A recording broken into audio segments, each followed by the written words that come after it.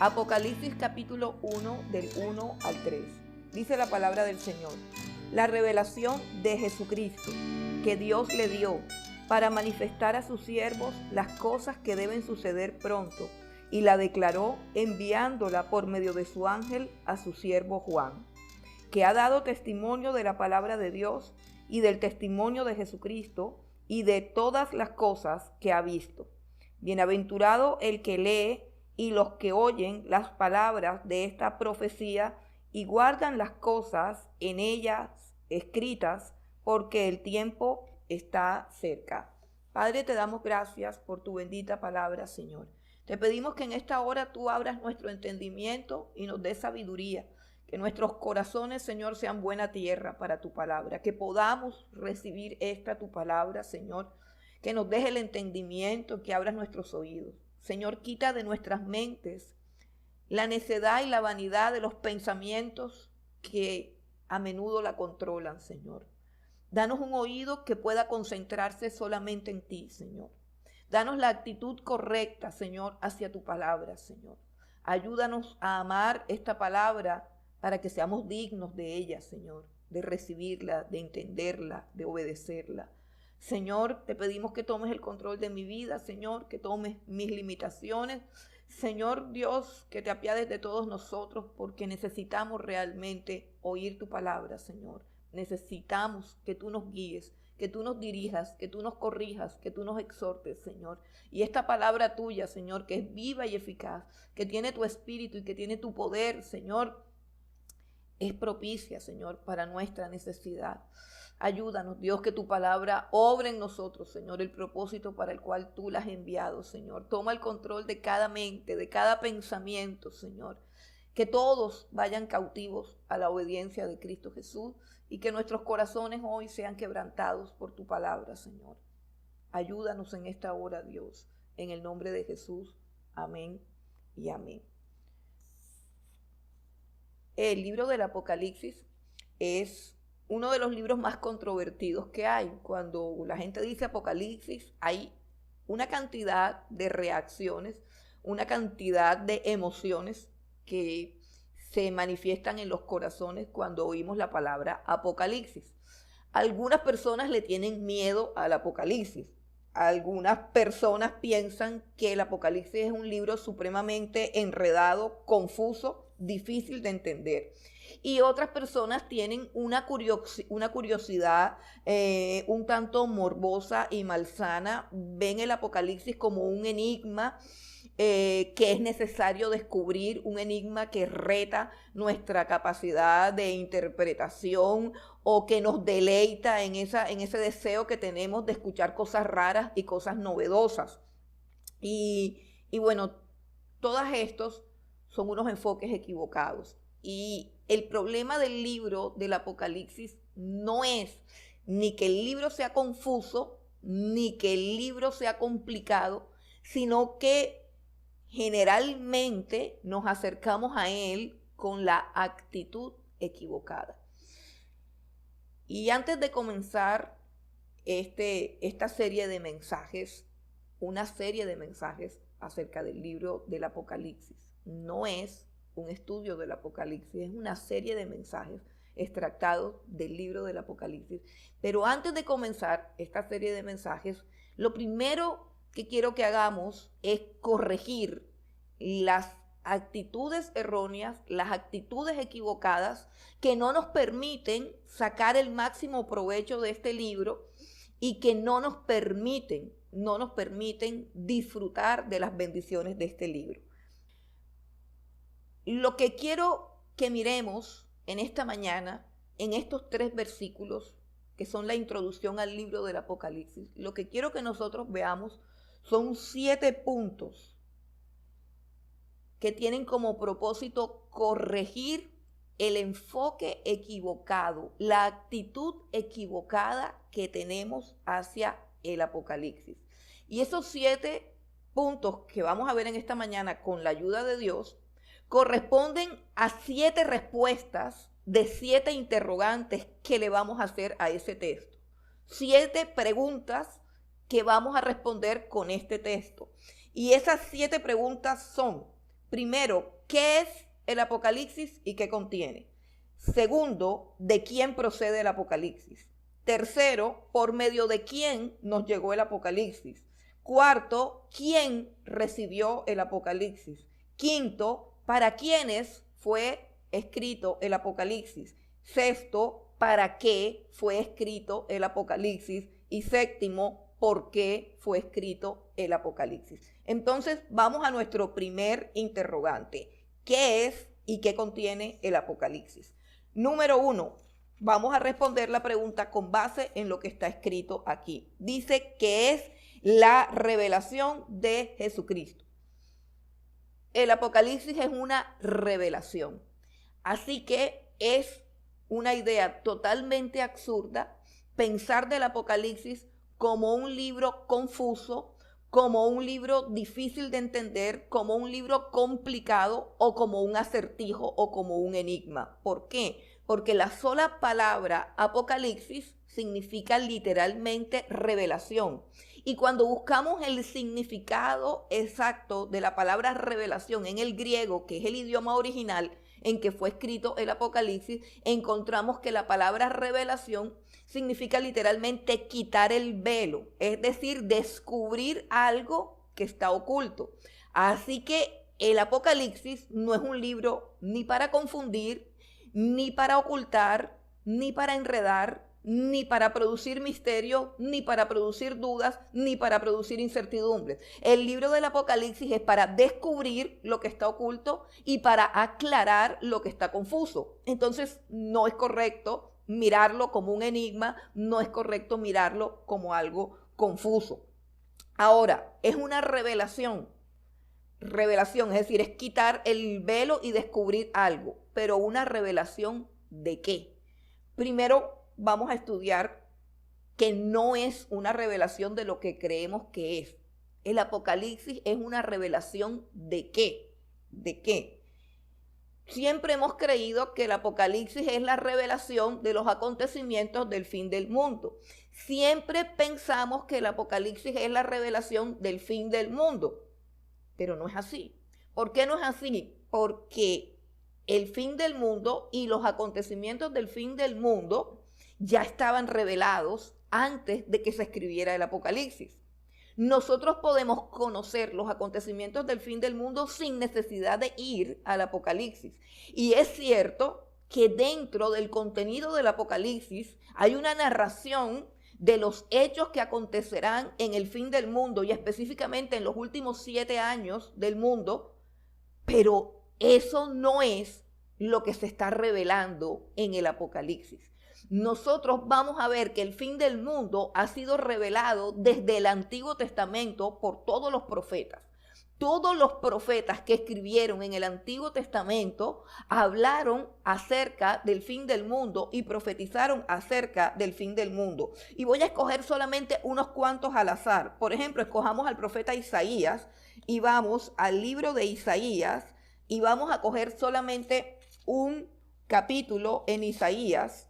Para los que creen que el fin del mundo es exclusividad del Apocalipsis y que eso es lo que se está revelando, no. Capítulo 24 de Isaías, y voy a leer solamente como una muestra. Dice el capítulo 24 de Isaías: he aquí que Jehová vacía la tierra y la desnuda, y trastorna su faz, y hace esparcir a sus moradores, y sucederá así como al pueblo, también al sacerdote, como al siervo, así a su amo, como a la criada, a su ama, como al que compra, al que vende, como al que presta, al que toma prestado, como al que da al ogro, así al que lo recibe. La tierra será enteramente vaciada y completamente saqueada, porque Jehová ha pronunciado esta palabra. Se destruyó, cayó la tierra, enfermó, cayó el mundo, enfermaron los altos pueblos de la tierra y la tierra se contaminó bajo sus moradores, porque traspasaron las leyes, falsearon el derecho, quebrantaron el pacto sempiterno. Por esta causa la maldición consumió la tierra y sus moradores fueron asolados, y por esta causa fueron consumidos y los habitantes de la tierra, y disminuyeron los hombres. Se perdió el vino, enfermó la vid, gimieron todos los que eran alegres de corazón. No voy a seguir. Cualquier parecido con la realidad nunca será coincidencia en la palabra de Dios. No voy a seguir, pero ahí hay un cuadrito del fin del mundo entre miles de cuadros más.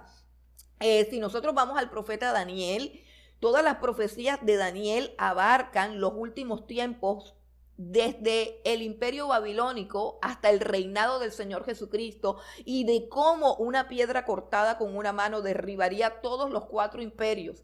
El libro de Daniel habla del resurgimiento del imperio romano en los últimos tiempos y de una cantidad de cosas que están sucediendo y que van a suceder. Gran parte del libro de Daniel trata acerca del fin del mundo. ¿Y qué decir del profeta Joel? El tema del profeta Joel es el grande y terrible día del Señor. Todo el profeta Joel habla del día del juicio final, del día del castigo final y de la necesidad que tiene el pueblo de Dios de proceder al arrepentimiento. Pero también Jesús en el libro de Mateo, todo el capítulo 24 del libro de Mateo, si usted quiere mirar el propósito de las pandemias, por ejemplo, si usted no se ha puesto a investigar en la Biblia cuál es el propósito de una pandemia, pues ahí en el capítulo 24 del libro de Mateo están descritas las pestes, las pestilencias y todas esas cosas que tienen que ver con señales de la venida del Señor Jesucristo y que tienen que ver con principio de dolores, y hay toda una exposición del principio de los dolores, o sea, de la introducción a los últimos tiempos, de la tribulación y de la gran tribulación. Todo eso en el capítulo 24 del libro de Mateo, del Evangelio de Mateo, dicho por el Señor Jesucristo.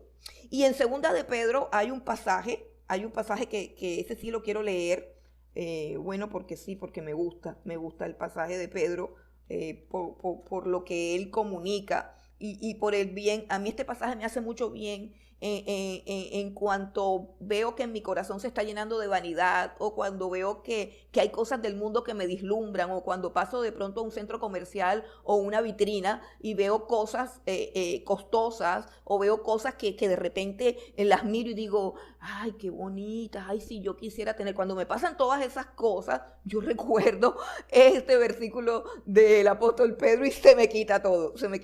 Es súper poderoso este versículo para quitarle a uno las ganas de poseer o de codiciar las cosas de este mundo.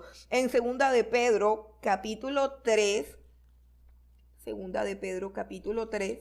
el versículo 10 al versículo 13, dice, pero el día del Señor vendrá, Pedro hablando del fin del mundo, pero el día del Señor vendrá como ladrón en la noche, en el cual los cielos pasarán con grande estruendo, y los elementos ardiendo serán deshechos, y la tierra y las obras que en ella hay serán quemadas. Puesto que todas estas cosas han de ser deshechas, aquí viene lo bueno, lo que le sirve a mi alma y espero que también a la tuya. Puesto que todas estas cosas han de ser deshechas, ¿cómo no debéis vosotros andar en santa y piadosa manera de vivir, esperando y apresurándoos para la venida del día del Señor, en el cual los cielos encendiéndose serán deshechos y los elementos siendo quemados se fundirán? Pero nosotros esperamos, según sus promesas, cielos nuevos y tierra nueva en los cuales mora la justicia. ¿Verdad que es precioso? ¿Verdad que es lindo? Bueno, y supremamente sanador para todas nuestras codicias y nuestras pasiones. Así que el fin del mundo no tenía que ser revelado. El fin del mundo no estaba oculto. Al fin del mundo no había que quitarle ningún velo. Quizás a través del libro del Apocalipsis tengamos algunos detalles más acerca del fin del mundo, pero el Apocalipsis no es la revelación del fin del mundo. Ahí dice claramente qué es el Apocalipsis. El Apocalipsis es la revelación de Jesucristo. El Apocalipsis es la revelación de Jesucristo. Yo quiero que hagamos como hacen esos pastores de la prosperidad. Dile al que está a tu lado, el Apocalipsis es la revelación de Jesucristo. Eso es lo que quiero que hagas, o sobre todo mejor y me parece más eficaz. Dile a tu alma y a tu mente, el Apocalipsis es la revelación de Jesucristo. La revelación de Jesucristo. ¿Por qué? Porque Jesucristo es mucho más de lo que nosotros conocemos. Porque Jesucristo es mucho más de lo que nosotros sabemos. Porque Jesucristo es mucho más de lo que revelan los evangelios. Porque Jesucristo es mucho más de lo que revelan las cartas del apóstol Pablo y del apóstol Pedro, porque Jesucristo es mucho más de lo que podemos pensar y de lo que podemos conocer, y entonces es una revelación del Señor Jesucristo. Y quiero que vengas conmigo en el mismo libro del Apocalipsis, al capítulo 19 del Apocalipsis, y en el versículo 9,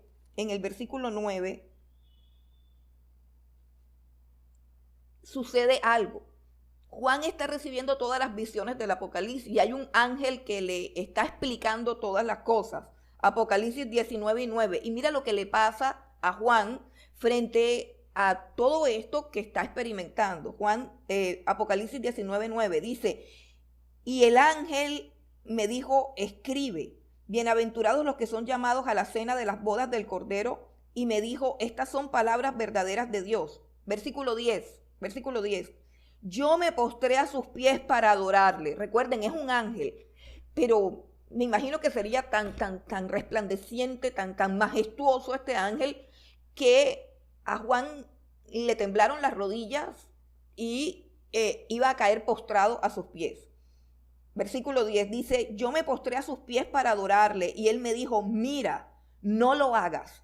Mira, no lo hagas. Yo soy consiervo tuyo. O sea, yo soy un siervo como tú. Le está diciendo el ángel. Y de tus hermanos. O sea, soy un consiervo como tú, como tus hermanos y como todos nosotros. Dijo aquel ángel majestuoso. Dice, adora a Dios. Porque el testimonio de Jesús es el espíritu de la profecía. Repito la frase. El ángel, cuando Juan va a caer rendido a sus pies para adorarlo, el ángel le dice, no me adores, no hagas eso, adora solamente a Dios. Yo soy un siervo igual a ti. Adora a Dios. Y la frase clave que quiero que en esta mañana subrayes en tu Biblia, dice, adora a Dios porque el testimonio de Jesús es el espíritu de la profecía. ¿Qué quiere decir esto? Hermanos, que cuando vamos a estudiar la profecía, lo que tenemos que buscar en ella es lo que ella nos dice acerca de Jesús. Que el corazón de la profecía, y aquí utiliza la palabra espíritu, el corazón de la profecía es testificar de Jesucristo. Y que si nosotros nos acercamos al libro del Apocalipsis encontrando algo así como una revelación de algo, un oráculo, una visión, un conocimiento superior del futuro. Si nosotros nos acercamos a eso, nos estamos acercando de la manera equivocada. Porque lo que Dios está revelando es al Señor Jesucristo. Lo que Dios está mostrando es la gloria y la honra del Señor Jesucristo. Y lo que tenemos que buscar en todo libro profético es la persona de Jesucristo y el testimonio del Señor Jesucristo. Y cuando estudiamos estos libros, de la misma manera, escuche bien, de la misma manera que Juan iba a caer postrado ante los pies del ángel, pasmado ante la revelación que está recibiendo, de esa misma manera existe el peligro de que nosotros adoremos la profecía como tal, de que nosotros caigamos seducidos por los misterios revelados y no seducidos por la gloria de Cristo que es allí revelada. Por eso tenemos que entender que el Apocalipsis es una revelación de la persona de Jesucristo, de su grandeza, de su gloria y de su majestad. Y paso inmediatamente al segundo interrogante que es de quién procede esa revelación, porque es importante de quién procede esa revelación. Dice la revelación de Jesucristo, y yo quiero que todos tengan la Biblia abierta en capítulo 1 de Apocalipsis, todos con sus ojos clavados en los 3 primeros versículos del Apocalipsis y en ninguna otra cosa. Si quieres ofrecerle a Dios adoración, haz que toda tu mente, tus pensamientos, tus emociones y todo tu ser se concentre en la palabra de Dios. Y dice que es la revelación de Jesucristo. Ya sabemos que no es la revelación del fin del mundo, sino la revelación de la persona de Jesucristo. ¿Y quién está dando esa revelación? Dice la revelación de Jesucristo que Dios le dio. Que Dios le dio. Esto es lo más glorioso de este libro. Esto es lo que hace que este libro sea único en el Nuevo Testamento. Miren, hermanos, todos los libros que hay antes del Apocalipsis nos muestran a Cristo, la segunda persona de la Trinidad, revelándonos ¿a quién? Al Padre. Juan capítulo 1, versículo 18 dice: a Dios nadie le vio jamás. El unigénito Hijo que está en el seno del Padre, Él le ha dado a conocer. El Hijo revelándonos al Padre. Jesús le dijo a Felipe: Felipe, el que me ha visto a mí, ha visto al Padre. El autor de Hebreos escribe en la introducción de su carta, dice que en el pasado Dios nos habló a través de los padres, a través de los profetas, pero que en los últimos tiempos nos ha hablado a través del Hijo, que es el resplandor de su gloria y la imagen misma de su sustancia. Así que Cristo, que es el tema principal del Nuevo Testamento, desde el Evangelio de Mateo, donde empieza el Nuevo Testamento, hasta el libro de Judas, anterior al Apocalipsis, Cristo, el Hijo, nos está revelando al Padre. Pero de repente, cuando llegamos al Apocalipsis, encontramos que los roles se invierten y aquí es el Padre el que nos está revelando al Hijo. ¿No le parece que es algo supremamente glorioso, espectacular, precioso? El Padre nos está revelando al Hijo. El libro del Apocalipsis es como una fotografía que Dios ha hecho de su Hijo, de un aspecto que nosotros no conocemos de su Hijo, y el Padre, Dios el Padre nos está diciendo: este es mi Hijo, yo quiero que vean su gloria, yo quiero que vean su majestad, yo quiero que vean su grandeza, yo quiero que contemplen algo que quizás ustedes no han contemplado. Es el Padre revelándonos al Hijo, aleluya. Pero, y es que nosotros no conocemos ¿acaso al Hijo? Ven conmigo a Colosenses capítulo 2. Quiero decirte algo acerca de nuestro conocimiento del Señor Jesucristo. Colosenses capítulo 2. Y voy a leer el versículo 2 al 3 para tomar la idea, pero básicamente es el versículo 3 que quiero resaltar aquí. Colosenses 2, del 2 al 3, dice: para que sean consolados sus corazones, unidos en amor, hasta alcanzar todas las riquezas de pleno entendimiento. Fíjese que dice hasta alcanzar todas las riquezas de pleno entendimiento. O sea, es algo que hay que alcanzar, pero todavía no hemos llegado allá. Todas las riquezas de pleno entendimiento. A fin de, o sea, el fin es a fin de conocer el misterio de Dios el Padre y de Cristo, en quien están escondidos todos los tesoros de la sabiduría y del conocimiento. El misterio de Dios, el Padre, y de Cristo, en quien están escondidos todos los tesoros de la ciencia y del conocimiento. Y yo te pregunto, ¿tú conoces todos esos tesoros? Yo no. Yo conozco algunos. Y estoy maravillada de todo lo que el Señor me ha mostrado y me ha regalado. Pero sé que estamos apenas en la superficie. Sé que estamos apenas en las superficies. Miren, hermanos, El Jesús que vino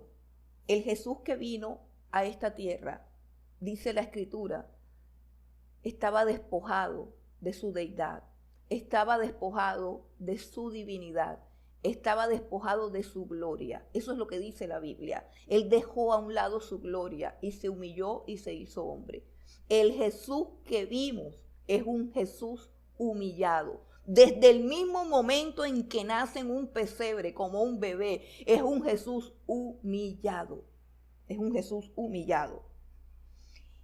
El Jesús que narran los evangelios es el Jesús hecho carne, el Jesús hecho hombre. Y todos los evangelios y todas las cartas narran lo que Jesús logró para nosotros y para el Padre cuando se humilló. Narran todos los logros de la humillación, todos los logros de la cruz. Eso es lo que narra toda la Escritura. A esto Pablo lo llama, en su primera carta a los Corintios, lo llama lo débil de Dios, lo llama lo insensato de Dios y lo llama la locura de la cruz. En otras palabras, nosotros no hemos terminado de analizar lo más débil de Dios. Y no es que en Dios haya debilidad, y no es que en Dios haya insensatez, y no es que en Dios haya locura, sino que lo poco que conocemos de Dios, aún los más grandes teólogos, es lo más pequeñito que podemos conocer. Eso es lo que Pablo está tratando de enseñarnos acerca de la grandeza inexpugnable de la gloria de Dios en su Hijo Jesucristo. Eso es lo que está diciendo. Está diciendo, la cruz es la locura de Dios. Salvar al mundo muriendo en una cruz, una total locura. La cruz es lo débil de Dios. Y todo lo que logró lo débil de Dios, cuando Cristo moría en la cruz del Calvario, despojó a los principados y a las potestades, las exhibió triunfando públicamente, arrancó el acta de los decretos que declaraba nuestra culpa y que nos condenaba al infierno. Venció el infierno, venció la muerte, venció la enfermedad, venció el dolor, venció la maldad, nos libró de la esclavitud, nos libró de la condenación, nos libertó de nuestros pecados, nos limpió. ¿Y con qué hizo eso? Con lo más débil de Jesús, con lo más débil de Dios, lo débil de Dios, lo insensato de Dios, lo frágil de Dios. Pero el Apocalipsis habla de la fuerza de Dios, del poder de Dios, de la grandeza de Dios en Cristo Jesús, en Cristo Jesús. Cuando nosotros estudiamos cristología, hay un pasaje que es el corazón de la cristología, es decir, es un pasaje donde se resume todo lo que es la cristología, y de ese pasaje es que salen todos los compendios de cristología. Yo no sé si usted ha visto unos libros de cristología, por lo menos yo perdí unos tratados de cristología de Schaffer, que no sé a quién se los di ni a quién se los presté, y son libros supremamente costosísimos y gruesos, y todos esos libros son estudios de este pasaje que es el corazón de la cristología, que es Filipenses capítulo 2, versículos 5 al 11. Este es un compendio de cristología. Lo voy a leer para ustedes. Lo cantamos en las alabanzas y no nos pusimos de acuerdo. Harold escogió las alabanzas guiado por el Espíritu Santo, y el Espíritu Santo me dio esta palabra para que yo la compartiera hoy. Y Filipenses capítulo 2 del 5 al 11 dice: haya pues en vosotros este sentir que hubo también en Cristo Jesús, el cual siendo en forma de Dios, sea su naturaleza divina, su gloria, su esplendor, el cual siendo en forma de Dios, no estimó el ser igual a Dios como cosa a que aferrarse, sino que se despojó a sí mismo, tomando forma de siervo, hecho semejante a los hombres, y estando en la condición de hombre, se humilló a sí mismo, haciéndose obediente hasta la muerte y muerte de cruz. Hasta ahí es la humillación de Cristo. Hasta ahí. Es todo lo que hemos estudiado acerca de su obra en la cruz del Calvario y de las implicaciones de su muerte para nuestra salvación, para nuestra redención, para la extensión del reino de los cielos y para la gloria del Padre. Pero en el versículo 9 dice, por lo cual, y esto tiene que ver con el galardón de Jesús, con el premio de su fidelidad y de su humillación. Dice, por lo cual Dios también le exaltó hasta lo sumo y le dio un nombre que es sobre todo nombre, para que en el nombre de Jesús se doble toda rodilla de los que están en el cielo, de los que están en la tierra y debajo de la tierra. Y toda lengua confiese que Jesucristo es el Señor para gloria de Dios. El versículo 9 al versículo 11 es lo que trata el Apocalipsis. ¿Cómo Dios va a hacer para que se manifieste que el nombre de Jesús está por encima de todo nombre? ¿Cómo va a ser Dios en el universo, en el mundo, en tu vida, en la mía, en la del infierno, en la de los demonios, en la de toda criatura, para que se postren ante Él y confiesen que Jesucristo es el Señor? De eso trata el Apocalipsis, de la gloria y de la exaltación del Señor Jesucristo. Quizás es esto lo que nos asusta del Apocalipsis, que el Cristo del Apocalipsis no se parece en nada al hombre de los rizos dorados, de los ojos azules, de la túnica blanca y de las sandalias que camina en el mar plácidamente con nosotros. No. Cuando Jesús estuvo aquí en la tierra, estuvo humillado para que pudieran los discípulos estar con Él. Mas, sin embargo, hubo momentos en que Él dejaba, por así decirlo, dejaba salir un rayito de su gloria, como por ejemplo cuando se levantó después de estar dormido y calmó la tempestad y le dijo a la tempestad del mar de Galilea, calla, enmudece. ¿Y qué sucedió cuando los discípulos estaban a su lado? Dice que se postraron temblando y dijeron, ¿quién es este que aún los vientos y el mar le obedecen? Cuando Pedro, renuente porque no había pescado nada en ese día, lo obedece y boga mar adentro. Y Jesús hace que todos los peces del mar de Galilea caigan en su red. Pedro no dice, uy, yupi, rico, chévere, tenemos peces, nos volvimos ricos, nos volvimos millonarios, se nos acabó la pobreza. No, la Biblia dice que Pedro, aterrado, se tiró a los pies de Jesús y le dijo, apártate de mí, yo soy un hombre pecador. Porque un rayito de la gloria de Dios se desprendió del ser de Jesús y él pudo quitar por un momento el velo y el resplandor de su gloria lo encandeció y lo llenó de temor. Así sucedió también en la transfiguración y así le sucedió a Juan. Juan es el discípulo amado, el que tiene mayor confianza con el Señor, el que se recuesta confiadamente en el pecho del Señor. Pero ahora, el Jesús del Apocalipsis se le aparece y en el versículo número 17 del capítulo 1 del Apocalipsis, Juan dice, cuando le vi, caí como muerto a sus pies. Como muerto a sus pies. Quizás esto es lo que nos asusta un poco acerca del Señor Jesús.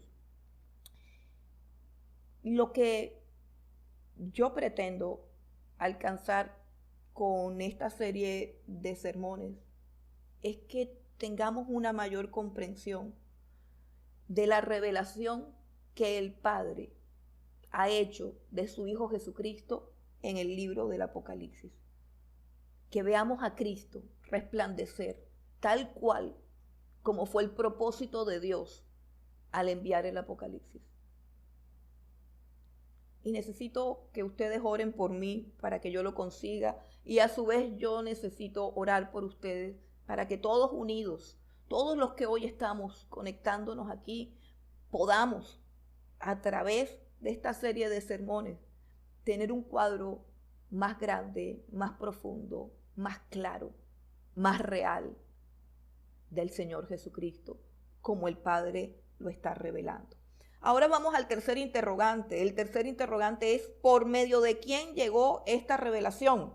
Volvamos al versículo 1, la revelación de Jesucristo que Dios le dio para manifestar a sus siervos las cosas que deben suceder pronto, y la declaró enviándola por medio de su ángel. Llegó por medio de un ángel.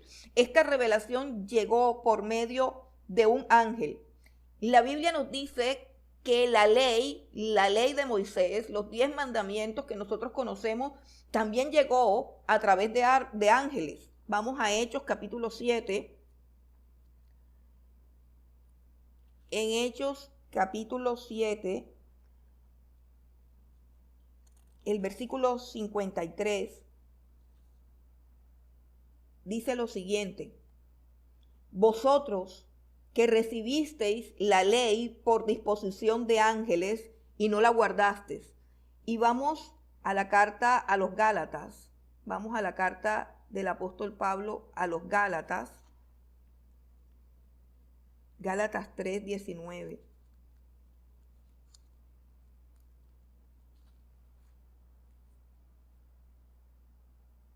Dice: entonces, ¿para qué sirve la ley? Fue añadida a causa de las transgresiones, hasta que viniese la simiente a quien fue hecha la promesa, y fue ordenada por medio de ángeles en manos de un mediador. Así que aquí vemos como la secuencia que utiliza Dios cuando va a traer acá a la tierra, a su pueblo, a la iglesia, una revelación solemne, majestuosa, grande, poderosa. Hay el Padre que la envía, un ángel que es el mensajero, o sea, el que pasa del cielo a la tierra con esta revelación, y luego hay aquí un receptor. Ahora, antes de que pasemos al receptor, que es el cuarto interrogante, recordemos que en el libro del Apocalipsis y en casi todos los capítulos, hay ángeles. El libro de Apocalipsis lo encontramos a veces también misterioso, porque no transcurre casi ningún capítulo sin que hayan manifestaciones y apariciones de ángeles. De hecho, cuando se cumplieron los tiempos, Dios empezó a mandar ángeles al pueblo de Israel, y manda un ángel a Zacarías. Cuando Zacarías entra a ofrecer el incienso porque le había tocado en suerte, hay una visión, se le aparece un ángel que le anuncia la llegada de Juan el Bautista, que ellos, aunque estériles, aunque ancianos, iban a engendrar un hijo, y que sería Juan el Bautista el precursor. Y luego aparece también un ángel a María, y luego aparece un tercer ángel que le habla en sueños a José.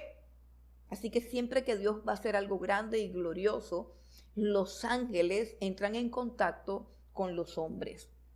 La palabra ángel aparece 71 veces en Apocalipsis. Eso equivale a un cuarto del total de las veces que aparece la palabra ángel en toda la Biblia. Un cuarto de todas las veces que aparece la palabra ángel en toda la Biblia, un cuarto de esas veces aparece en el libro del Apocalipsis. Y ahora sí vamos al cuarto interrogante. ¿Quién recibió esta revelación? Vamos al texto nuevamente. Y la declaró enviándola por medio de su ángel a su siervo Juan. ¿Quién recibió la revelación aquí en la tierra? Su siervo Juan. Para recibir una revelación tan grande hay que ser un siervo. Repito, para recibir una revelación tan grande hay que ser un siervo. Hay que tener corazón, mente y alma de siervo. Un siervo es alguien que ya no hace su voluntad, Escuche bien, un siervo es alguien que ya no hace su voluntad, sino que hace siempre la voluntad de su Señor. Para recibir revelación, yo tengo que ser un siervo.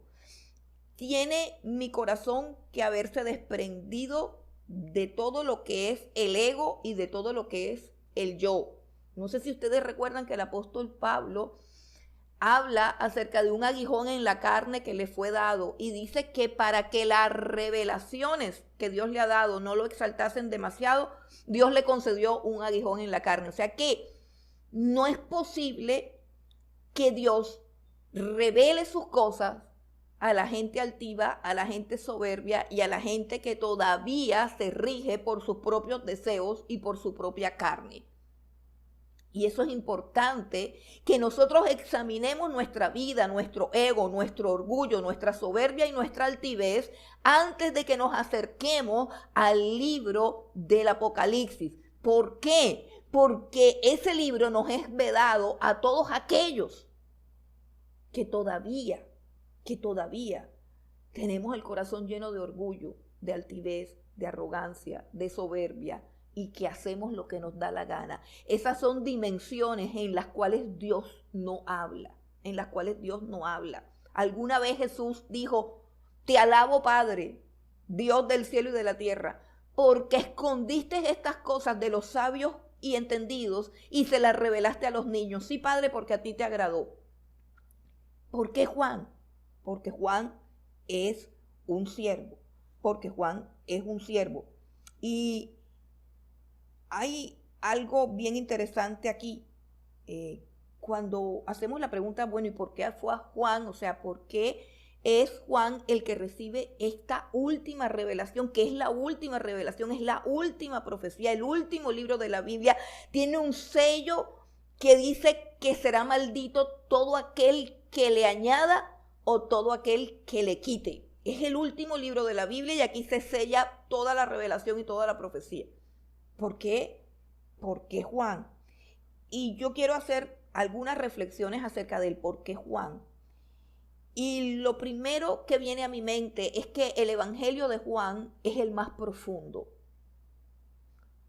No sé cuántos hemos leído acerca de las águilas, pero el águila es el único animal que se puede remontar en vuelo a las alturas y al mismo tiempo, remontándose en las alturas, puede mirar de frente al sol. Es el único animal. Sus ojos son los únicos que pueden a esa altura mirar el sol de frente. Y el Evangelio de Juan se le ha llamado, por todas las generaciones, se le ha llamado el Evangelio del ojo del águila.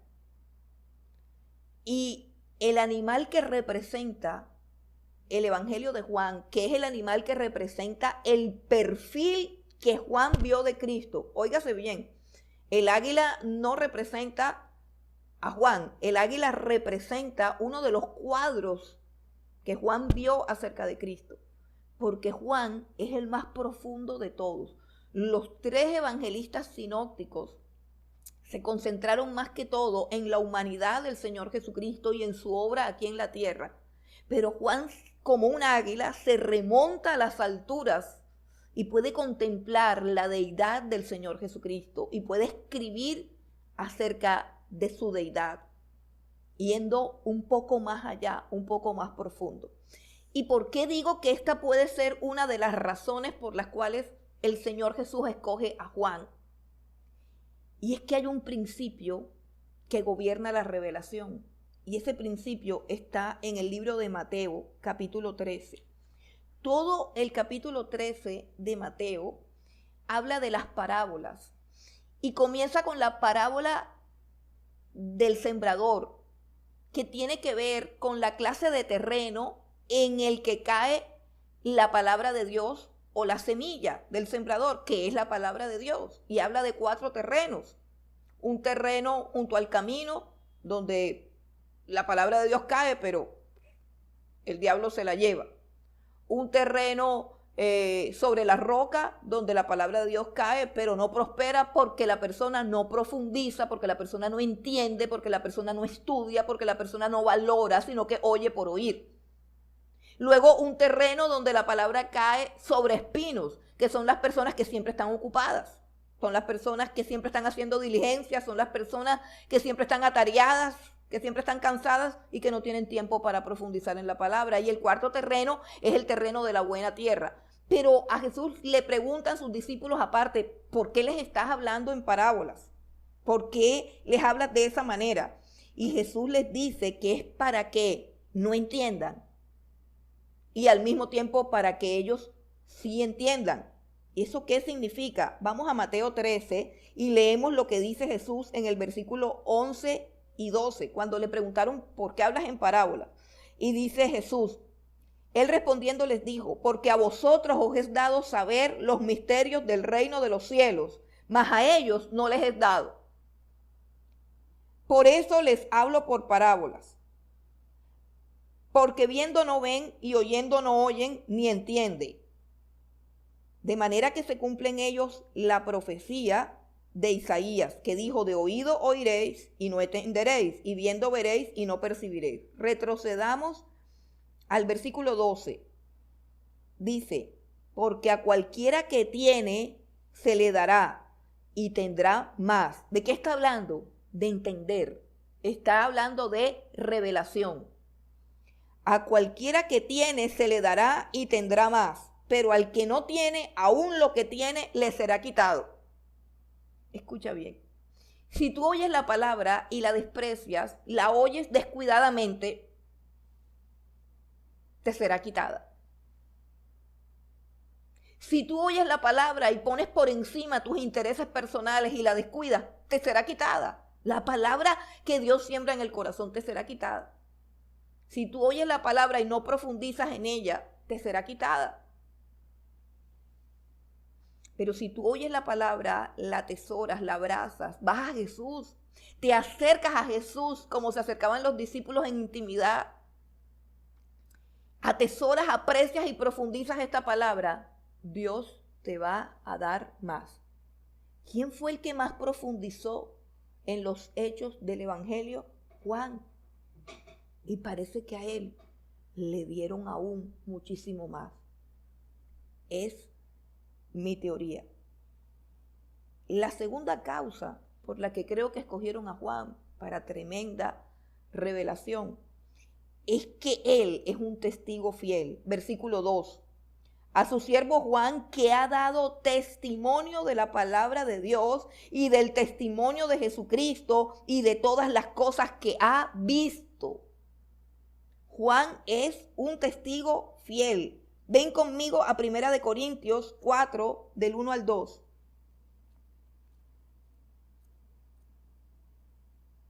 Primera de Corintios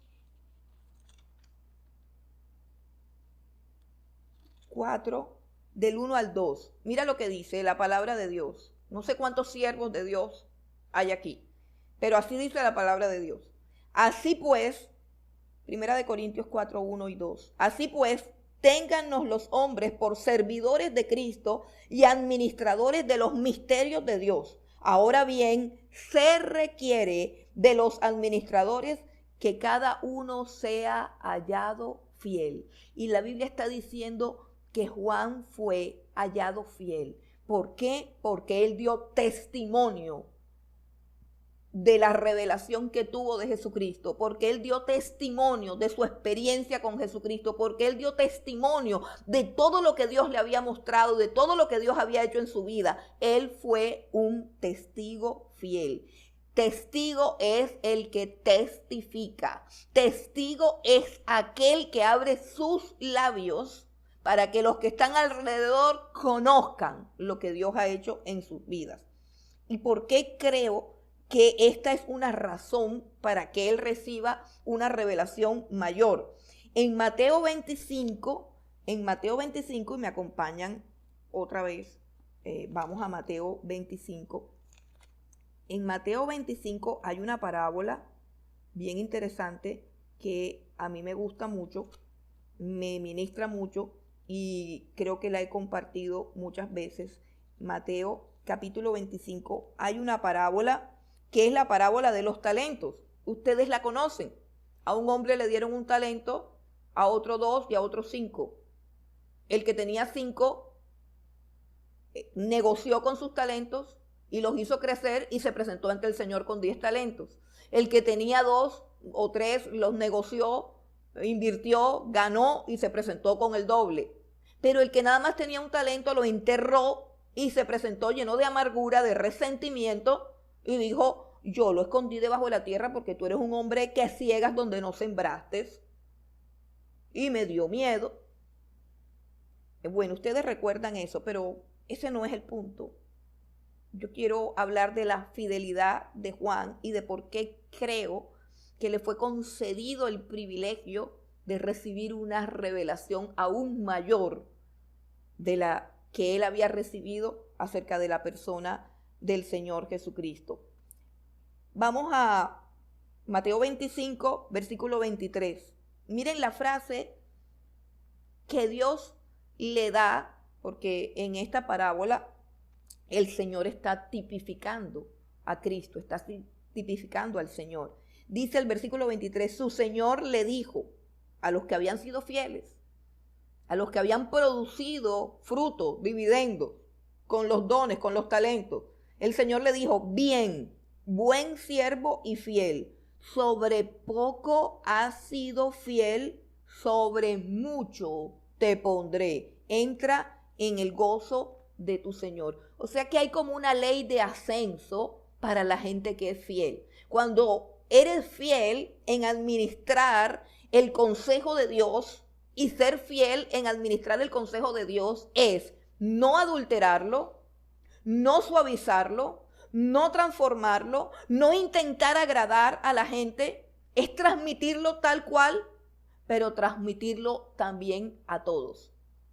Porque encontramos muchas clases de fidelidad y algunas personas predican, y en estos tiempos todas las iglesias están saliendo a la calle a predicar. Muy bien, pero yo veo, y tengo que decirlo con dolor, pero yo veo que al predicar se está perdiendo el espíritu de la profecía, que es el testimonio de Jesucristo. Y parece asombroso, pero encuentro personas que tienen la capacidad de predicar sin pronunciar ni un solo momento el nombre que es sobre todo nombre, que es el nombre de Jesús. Lo cual hace que su predicación sea vana, que su predicación esté adulterada, porque el centro del evangelio es el Señor Jesucristo. Y es Jesucristo el que tiene que ser predicado. No estoy viendo fidelidad en guardar el evangelio tal cual como lo predicó Pablo, como lo predicó Juan el Bautista, como lo predicó Pedro. No veo fidelidad, no veo entereza, no veo coraje, no veo fuerza. Les da miedo decir: arrepiéntanse, pecadores. Les da miedo, no tienen coraje, no tienen valor para pronunciar el verdadero evangelio, que es un llamado genuino al arrepentimiento, es una denuncia clara y pública del pecado de la humanidad, que se hace manifiesto precisamente a causa de los juicios que Dios está mandando. No veo fidelidad en la predicación del evangelio. Es más, veo que hay un suavizar las cosas. Y me llamó mucho la atención que vi gente que daba la espalda al evangelio. Pero cuando se predica aquella otra cosa que no es evangelio, aquel otro mensaje de Dios nos va a sanar a todos, de Dios nos va a restaurar a todos, aquel mensaje antropocéntrico donde el hombre le da órdenes, y perdónenme porque hasta yo misma he caído muchas veces en ese vacío, y escuchaba a algunos pastores, perdónenme decir, desautorizamos ese virus. Y yo me pregunto un momentico, ¿cómo van a desautorizar lo que Dios autorizó? ¿Cuál es el Dios que conocemos y cuál es el Dios que predicamos? Que no hemos conocido que Él es rey y que Él es soberano. Sí, ese virus viene de las tinieblas. Ese virus viene del averno, viene de lo más feo. Ese virus es diabólico, claro que sí. Pero para que entrara en la tierra le tuvieron que pedir permiso a Cristo. Y el problema que nos debe preocupar es que Cristo lo autorizó. Cristo ha autorizado todos estos desmanes porque Él es Señor soberano. Todas las potestades han sido puestas debajo de sus pies. En la cruz del Calvario Él ganó la batalla. Él es el dueño del universo y es preciso que Él reine y que toda la tierra sea puesta por estrado de sus pies. Entonces, ¿cómo así que yo voy a desautorizar lo que tiene autorización de Cristo? Suena tétrico, pero eso es lo que la Escritura dice. Creo que la iglesia perdió la autoridad cuando perdió el nombre en quien está la autoridad. Porque no escucho el nombre de Jesús. Escucho los nombres de los ministerios, escucho los nombres de los pastores, escucho los nombres de los concilios y escucho los nombres de las iglesias, pero no escucho el nombre sobre todo nombre. Y tampoco escucho un llamado claro a lo que Dios nos ha dicho que debemos llamar al pueblo. Debemos llamar al pueblo a arrepentirse. No debemos inculcar falsas expectativas. El llamado que deben hacer los ministros que han estado en el secreto de Dios y que conocen al Dios verdadero y que conocen la ira de Dios, así como conocen su gracia. Porque la ira de Dios también fue manifiesta en la cruz del Calvario. Y conociendo esa ira y conociendo esa gracia, debemos ser fieles al predicar lo que Él nos ha mandado a predicar. Y ojalá que todos ustedes que están aquí conectados se encarguen de ser fieles en divulgar este mensaje. Porque yo sí quisiera que también los pastores lo escucharan. ¿Dónde está el evangelio del arrepentimiento? ¿Y dónde está el nombre de Jesús? ¿Dónde está el cumplimiento de la promesa que Él hace en 1 Corintios 7:14, donde dice que su pueblo se debe humillar? Y déjame decirte que un pueblo que le da órdenes al diablo no es un pueblo humillado. Un pueblo que se levanta y decreta no es un pueblo humillado, es un pueblo envanecido y engañado. No. Esa no es la salida. Eso no es bíblico. Ese no es el evangelio.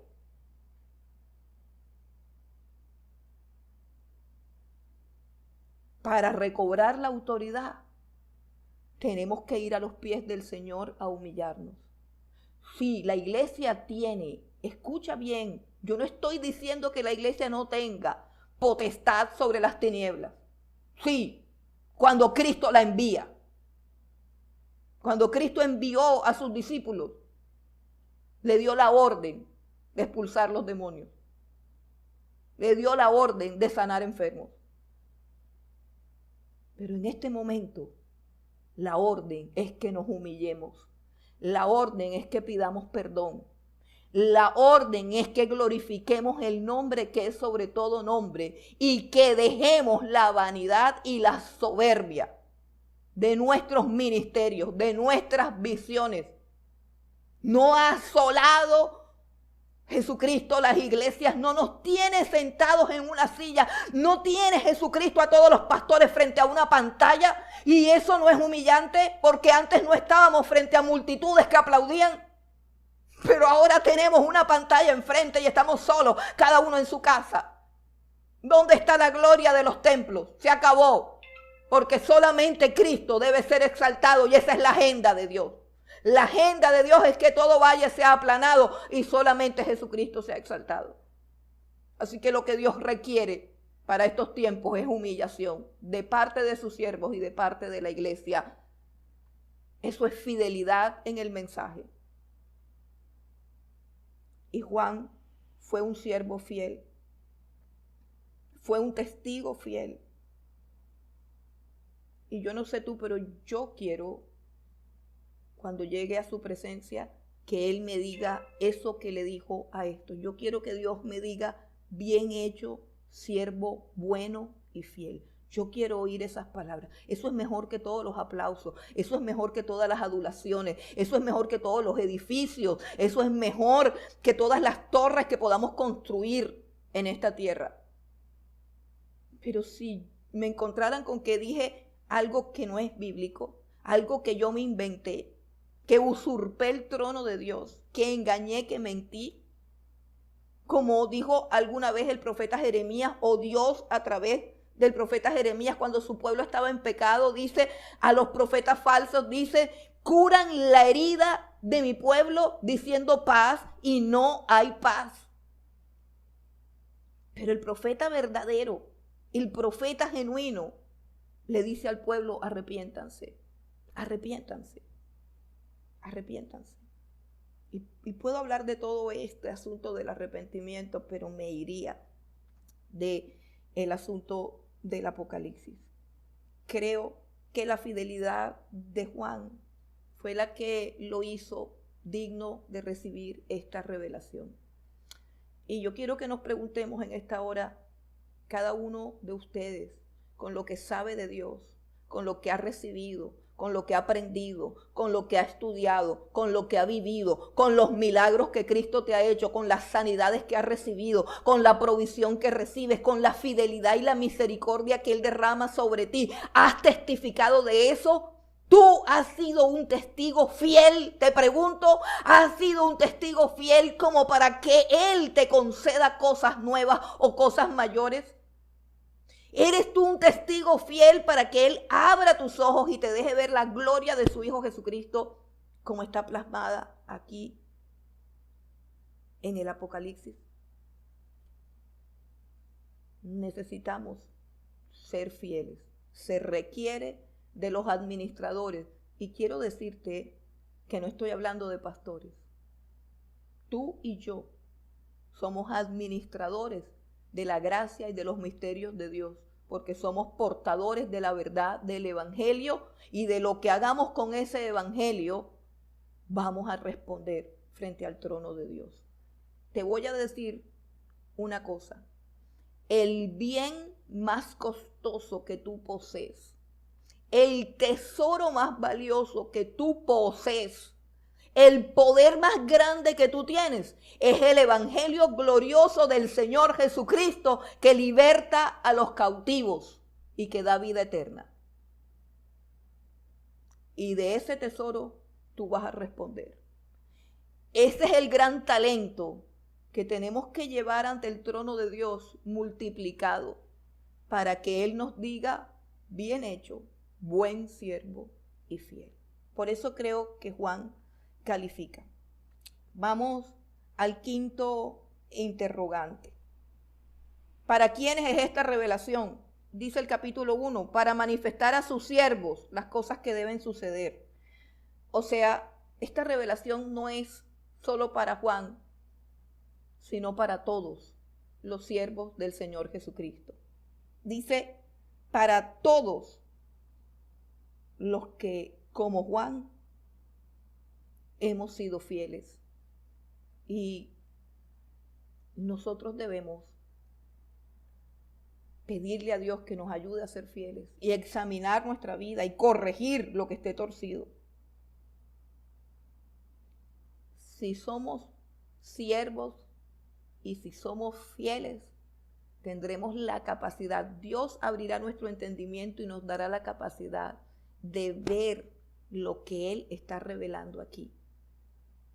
Si somos siervos fieles, el libro del Apocalipsis no será un misterio sobre el cual controvertir, discutir, disputar, exhibir conocimiento, sino un cuadro de la majestad de Cristo ante el cual nos debemos de postrar y ante el cual debemos temer.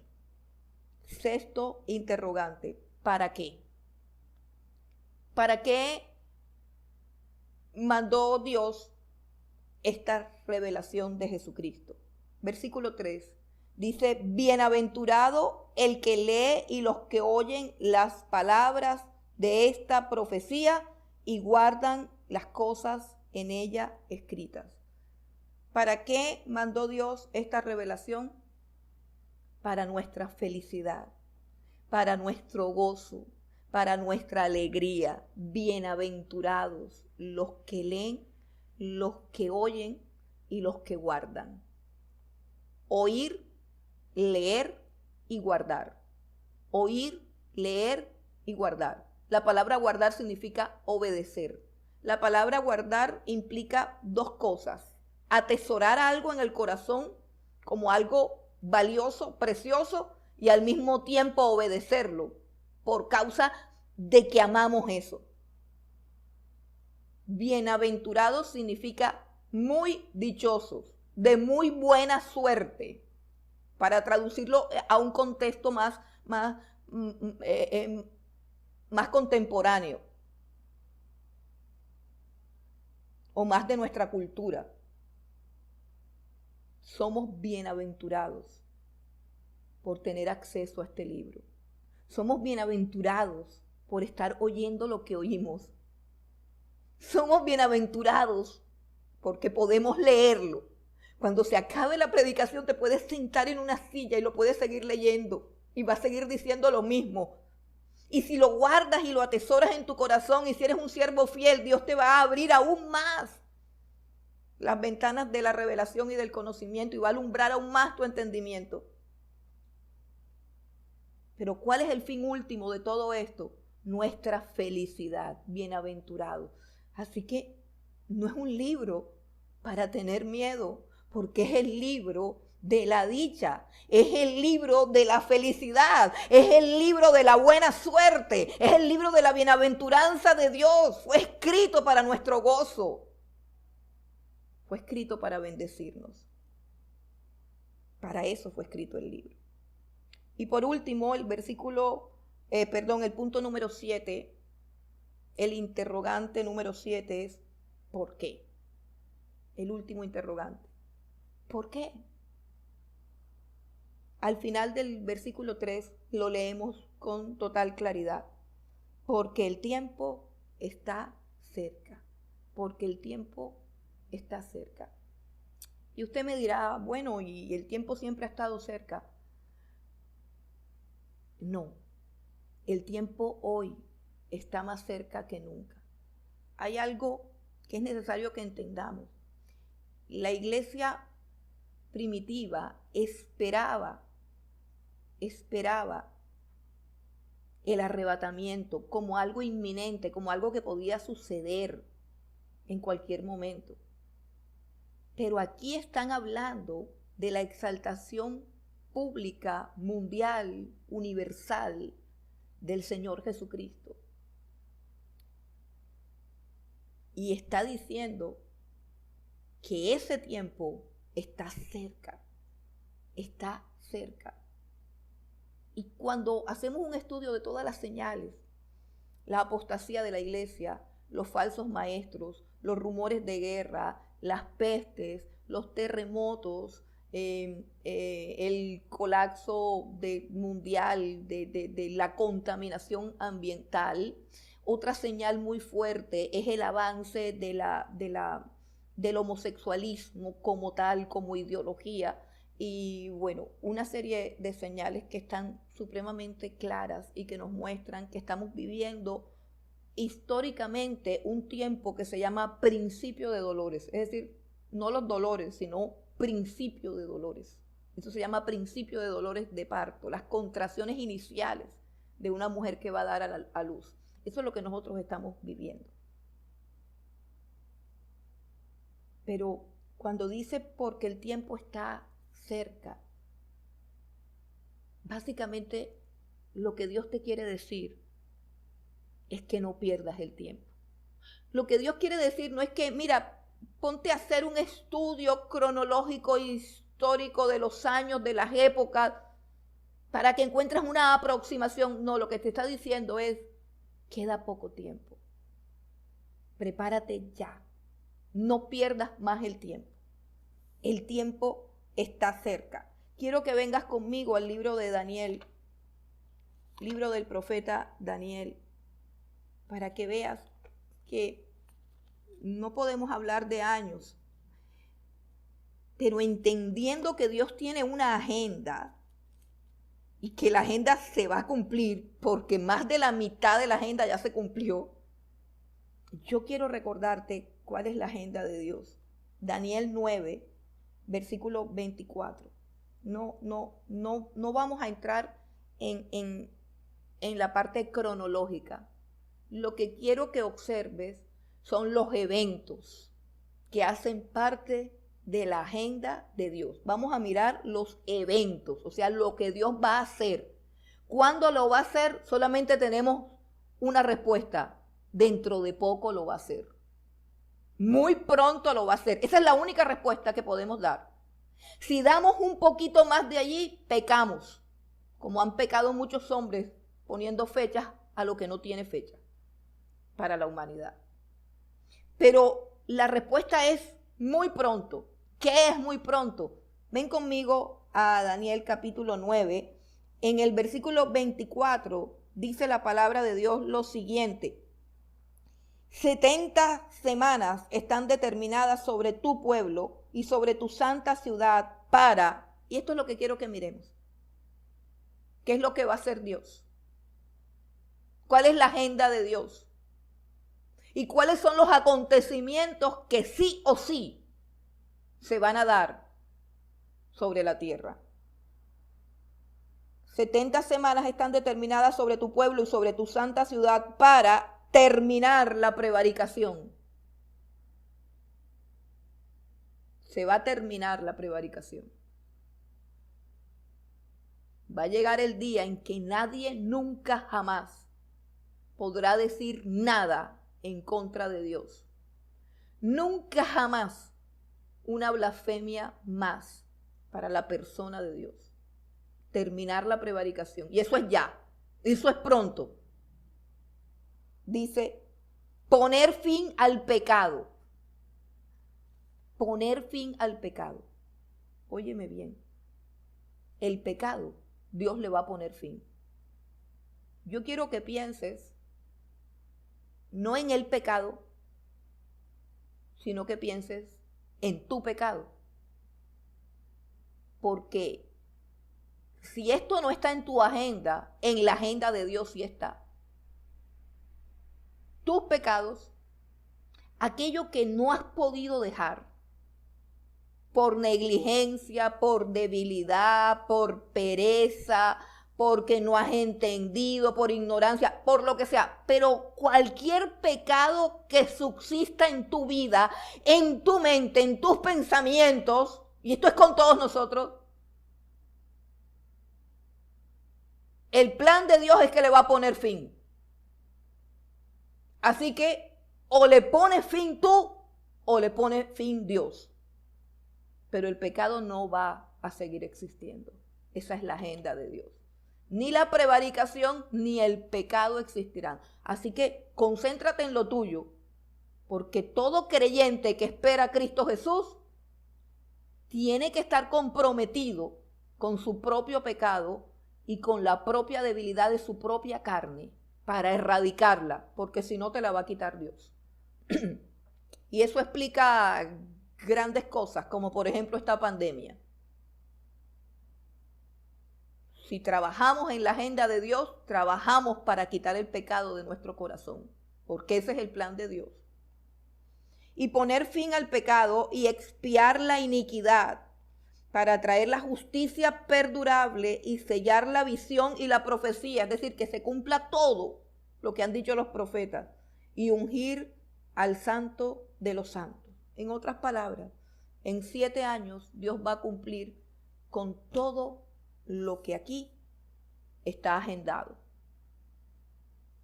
Con 7 años. ¿Cuándo comienzan los 7 años? Eso no lo sabemos. Pero cuando comiencen, solamente quedarán 7 años. Y mientras tanto, la Biblia nos dice que estas cosas van a suceder pronto. Que estas cosas van a suceder pronto. Pero el libro no fue escrito para que te dé miedo estas cosas. Porque no es el libro de la revelación del fin del mundo.